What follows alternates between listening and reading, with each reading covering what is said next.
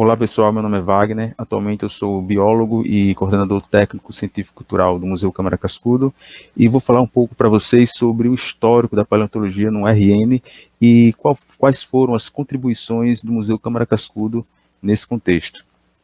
Bem, inicialmente, a primeira referência sobre a paleontologia no estado do Rio Grande do Norte, ela aconteceu em 1855, com um trabalho realizado por Frederico Leopoldo César Burlamaque.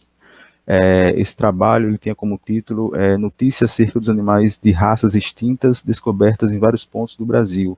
E nesse trabalho ele citava a coleta de 3 conchas de moluscos feitas por um naturalista francês, cujo nome era Louis Jacques Brunet, e essa coleta ela foi realizada na Chapada do Apodi, e essas amostras foram enviadas para o Museu Nacional.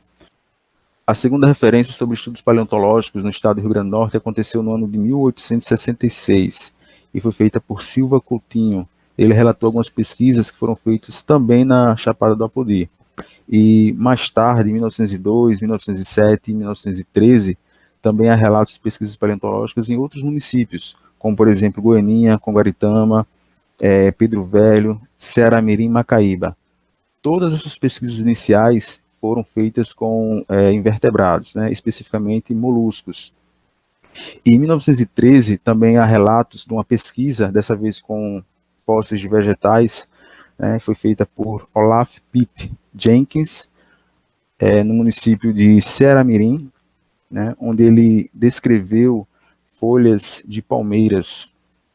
E mais tarde, em 1924, Carlota Joaquina também ela realizou alguns estudos com impressões foliares no município de João Câmara.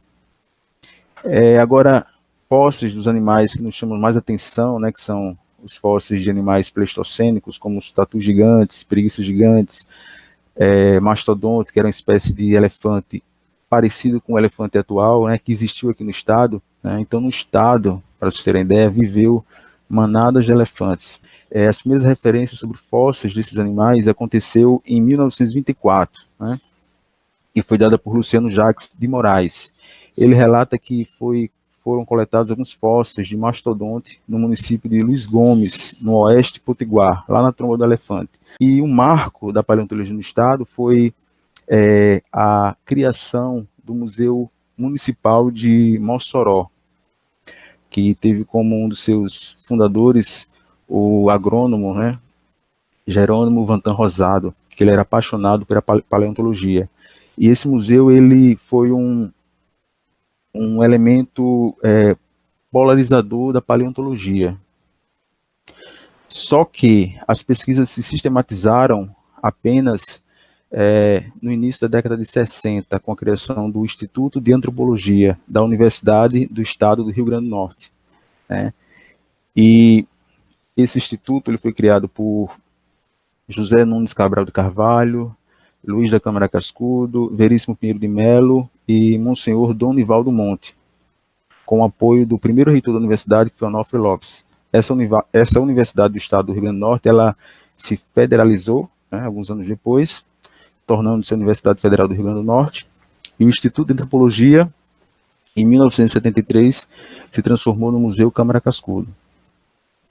Bem, em 1963, houve a criação do Departamento de Geologia e Paleontologia do Quaternário, do Instituto de Antropologia. E José Nunes Cabral, o até então diretor do Instituto, ele convidou Vantan Rosado para assumir a chefia desse departamento. Só que ele não aceitou o convite, porque ele se achava um leigo na paleontologia. E ele indicou Antônio Campos, um jovem pesquisador que vivia em Natal. E Antônio Campos prontamente aceitou o convite, e ele tem apenas 22 anos de idade quando aceitou. E ele foi o primeiro chefe do Departamento de Geologia e Paleontologia do Quaternário, do Instituto de Antropologia, que mais tarde viria a se transformar no Museu Câmara Cascudo.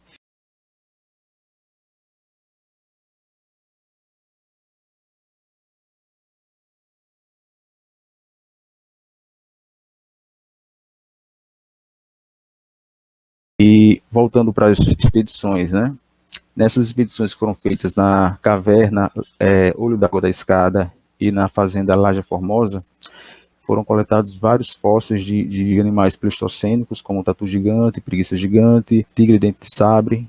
Esse material hoje se encontra no Museu Câmara Cascudo. Está lá na reserva técnica do setor de paleontologia, e também algumas peças estão em exposição, que vocês podem visitar, inclusive, quando o museu voltar a funcionar normalmente. Além disso, algumas peças também estão disponibilizadas no sistema Acervos da UFRN, um sistema onde tem várias amostras científicas da universidade, que você pode ir lá visitar e fazer uma pesquisa.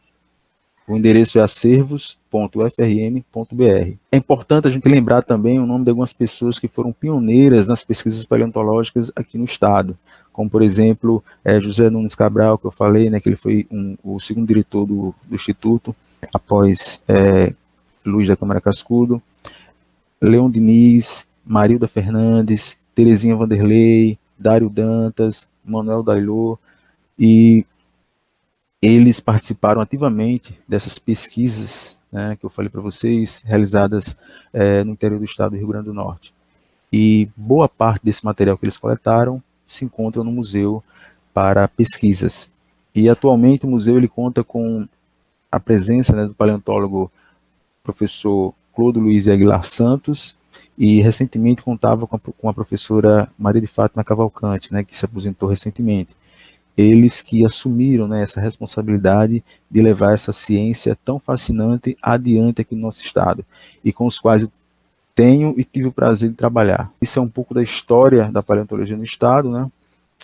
Fiz apenas um resumo geral, e é uma ciência muito rica que nos ajuda a compreender melhor a evolução biológica, a história geológica da Terra, e também nos faz fazer reconstruções ambientais, porque esses fósseis desses animais de grande porte, né, prova que o sertão potiguar ele tinha um clima mais ameno, tinha um número maior de corpos d'água, tinha uma vegetação mais parecida com a savana, né, em associação de áreas abertas, com áreas fechadas.